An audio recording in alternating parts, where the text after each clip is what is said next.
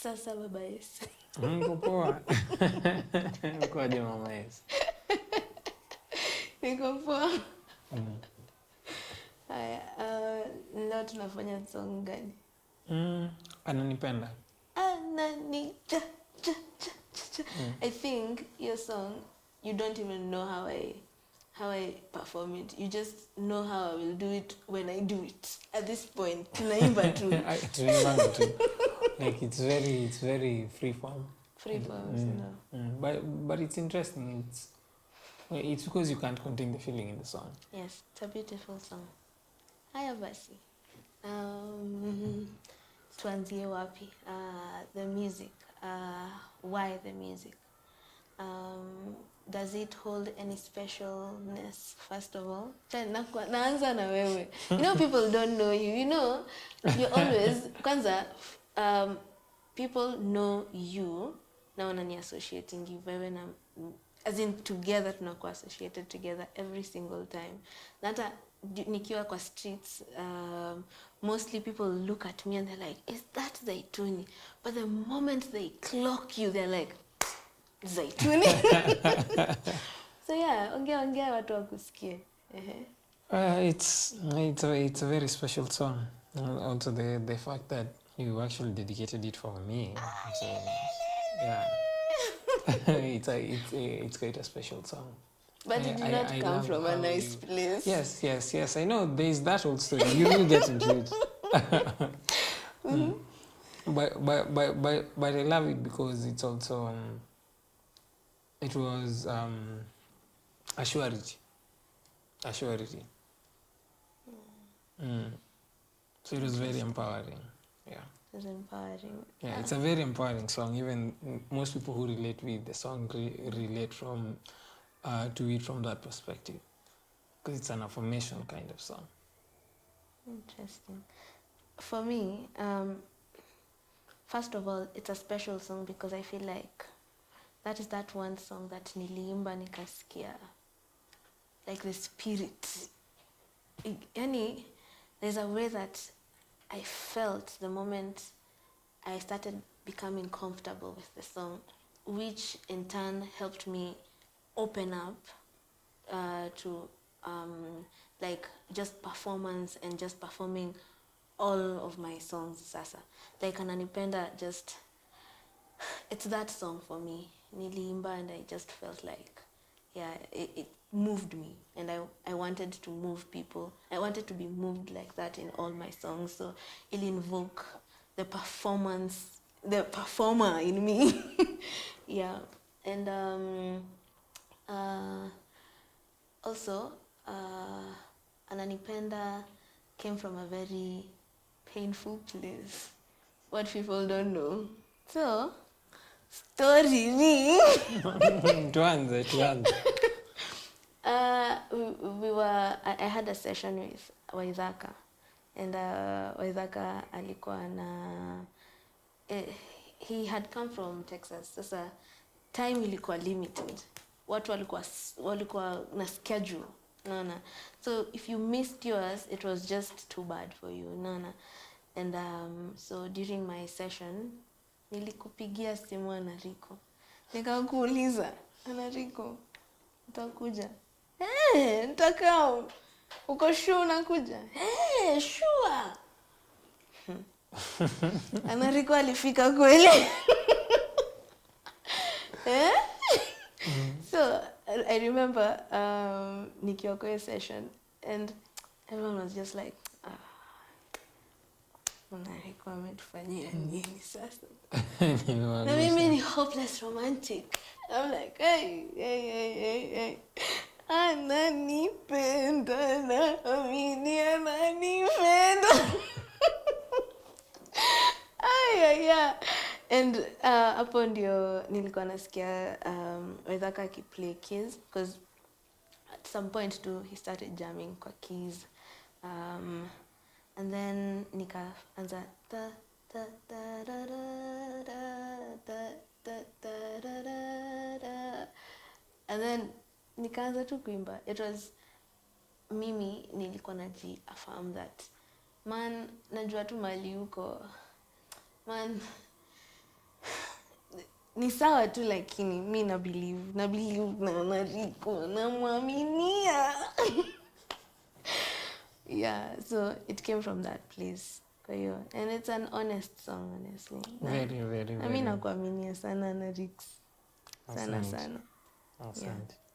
Yeah. So yeah, to pair chords a song. Also, first of all, people don't know something happened during Blankets, acha nikwambie. When I listen back to the recordings that watu wanatuma on a post. So, sisi, we changed the live version. People are still listening to the studio version. To the studio version. So nasikiza, and guys inside ingine are singing the studio version. Na mimi ninaimba the other version. Very different parts na watu wako. Kwanza play kidogo.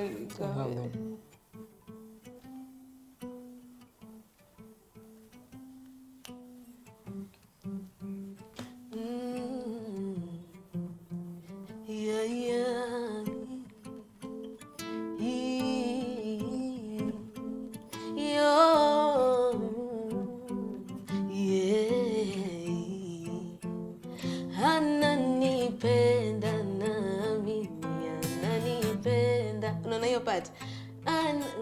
Ananipenda nami ananipenda. Haikuangi kwa the actual recording. I think do I even remember the actual recording? Yo!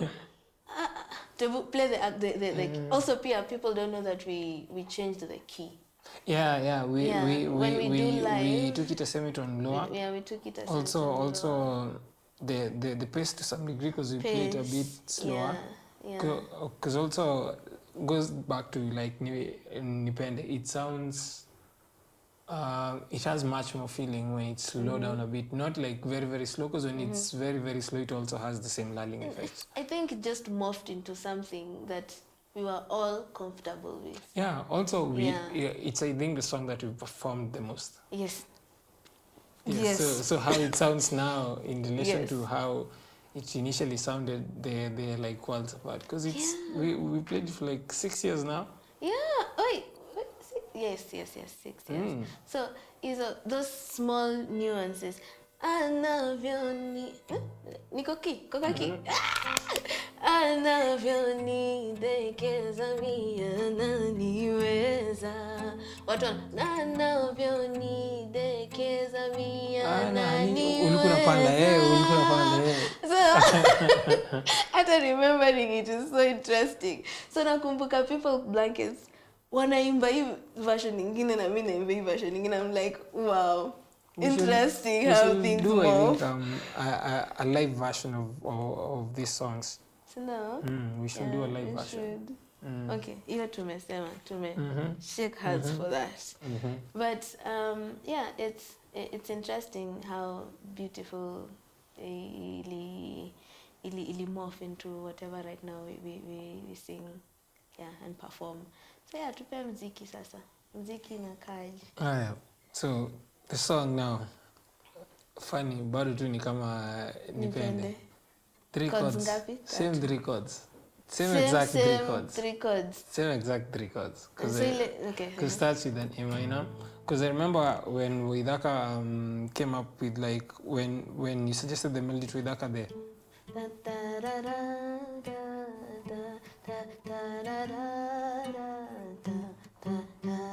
So when I was hearing it, I was hearing the harmonies. So now keep the main melody.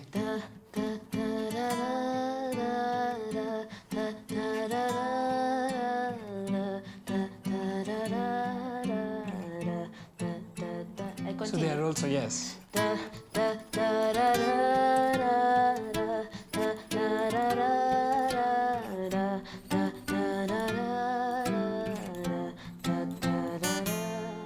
Something like that. It's just that other note is. So when I first heard the song, I had all the harmonies in my head, and I was like, because there are 2 versions of this song. There's the acoustic version, and there's the other version, the studio version. Yes. So for the acoustic version, when I was interpreting it, I was, because I had the main version, and then I felt you were already contributing a lot in relation to the melody. So instead of adding more melody, I wanted to add more harmony, more color, to make it more rich. Yeah, and also to make it a bit percussive, because then I didn't have, because Widaka had used a certain marimba kind of sound, and I didn't have access to it, but I had access to like Eriko. Yes. Yeah, and also playing with a live percussionist also helped me shape the dynamics of the track, because it was also easier shaping the dynamics because I could explain them to like someone who was playing. Yeah, so no, the 3 chords technically is just twice, then goes to G to an F. So sometimes when I play the G, so to make it, so as I was saying, I find the simplest, most laziest way to play. It's just that I integrate a lot of technique. Technically, my movements in this song, and then.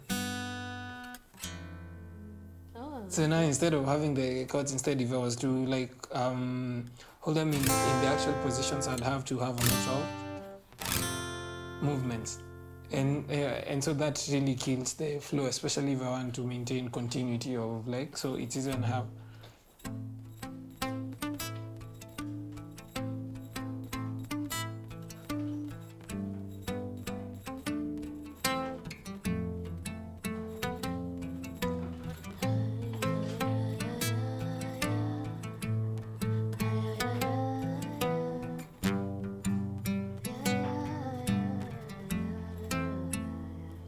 So it's actually sort of like a cheat code. So instead of actually playing complex things, I simplify them.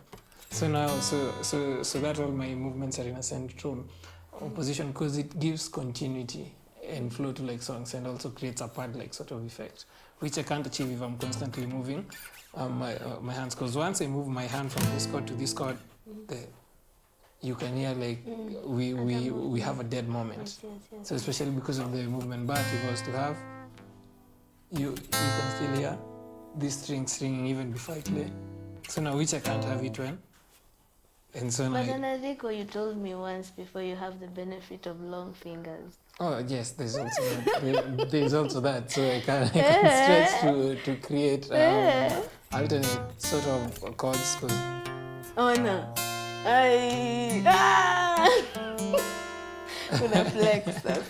But it's a cool advantage to have. It's a cool advantage to have, because I'm very curious, and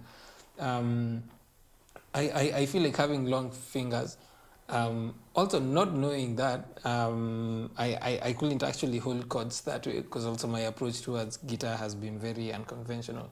Because I've been trying to retranslate instruments into the guitar, especially even percussive instruments.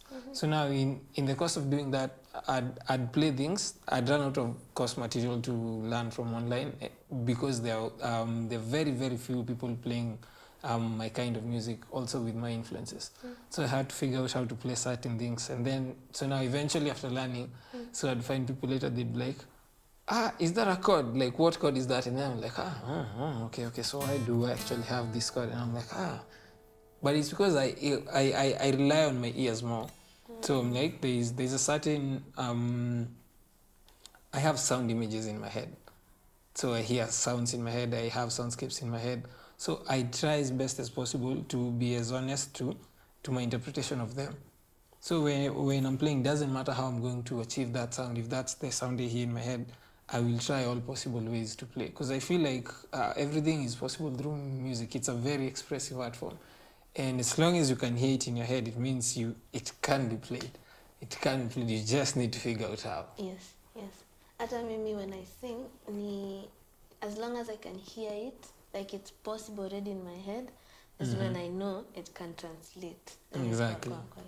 Exactly. Because music, I feel, it's an internal process that happens, and the more someone does it, what people might call like an expert or a genius in music, it's just that the mind to hand ratio, if you're an instrumentalist, the process of when it is translated from your mind into your fingers is almost instantaneous, but it is never instantaneous. Yes. because I have to think of it like milliseconds before. Yes. So like I'm seeing it, but I'm not playing it at that time. Yes. So yes. I have to like capture it, and like in my head I'd be like, I need to play this note. It's a semitone lower. So I'm like, okay, how do I go from a semitone lower? I'm like, if I'm here, I have to go down. But sometimes now I have this note here, but I still hear this other note, and I know that it is possible. Yeah. So I know I can probably stretch. So now it has influenced a lot of my playing. I think we think similar pia mimi na wewe, because nakumbuka kama hiyo part ya Nipende, why don't you love me, it was something that I thought about and it just happened like that on stage. So interesting sana. Also pia this part ya Nipende ya Ananipenda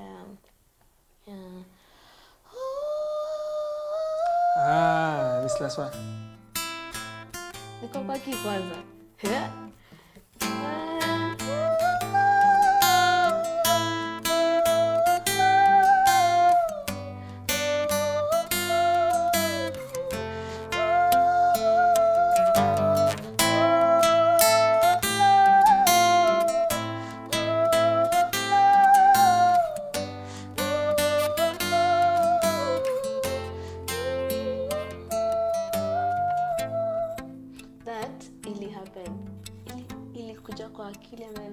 Even when you mesema milliseconds, and then I did it, and then nakumbuka I wasn't sure if I could because it was so high in my head, but something just told me trust the process. I think the video is iko kwa YouTube yangu, because it's Ananipenda live and we were doing it at Alliance France.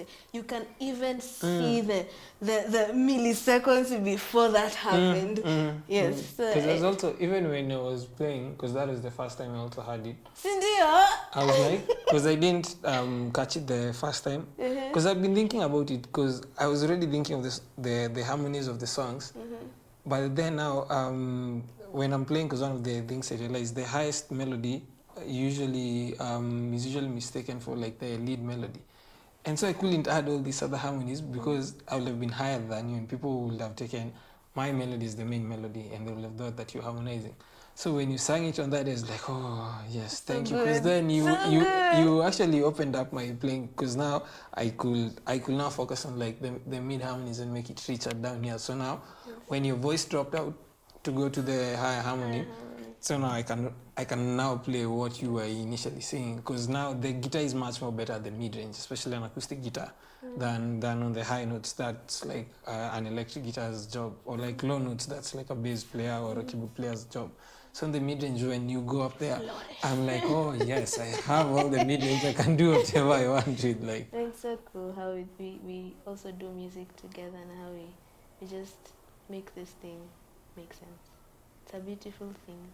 Very, very, very, very. We have a certain chemistry that I don't think I've had with anyone else. I haven't had it with anyone else, because it also enables us when we are playing to be able to intuitively follow you, which is actually quite funny, because we haven't been practicing for like most of the shows we go for. We shall cut that. They shall not know that. Especially because I was thinking about it, because for most of the sets that we do, just me and you. So, most of the time, we just clear the intro, outro. Outro. And sometimes we even have, because sometimes I go on stage, I'm like, I know we are going to play. And just before I get on stage, I'm like, we don't even have the set. But it's not easy, Apana. It's not easy. We have spent, those are 8 years of work. Yes. Anariko, it's easy. Those 8 years of work on that stage to Kingiebo. So no. Yeah, but it's actually kind of interesting, because people see it as a seamless thing. They don't understand how many times, like, let's say, like I personally have had to listen to this music, listening to the nuances. So now, once I'm done playing, to not listen out to me playing, to listen to your singing, and to ignore my playing, so that I can be able to get all the correct nuances. Also, even while producing, like how many times I actually have to listen to a track, one phrase over and over again, just to interpret it. And people call it overthinking, but I feel those nuances are eventually what makes an artist unique. How you sing the notes you choose, how you play, and how it eventually fuses together. And it's like a really beautiful thing because we have like musical marriage. Okay, I agree. I agree. Okay. I think your song imeisha hivyo. Yeah. Kuna anything unataka ku-add? Verse 2. I love verse 2, how the live part goes. The dynamics, the building up. Basi tufanye verse 1, verse 2, tumalize. Okay, uzuri wake it's a short song. It's a short song.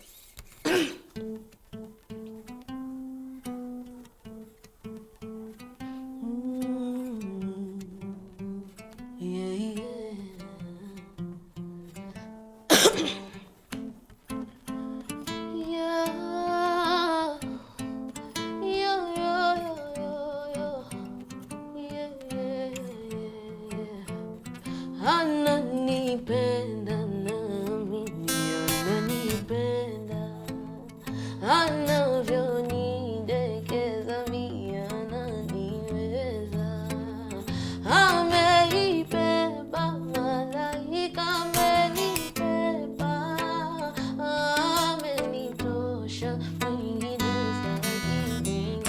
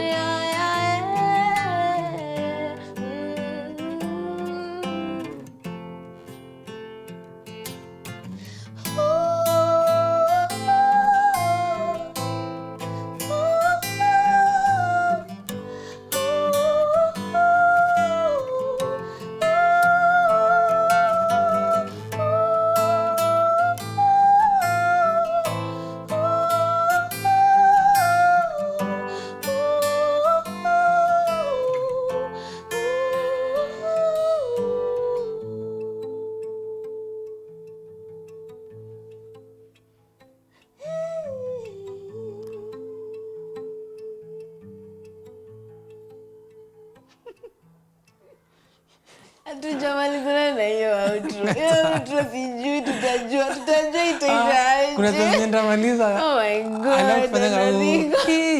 Niko like tutamaliza tu. Tumemaliza. Asante Anariko.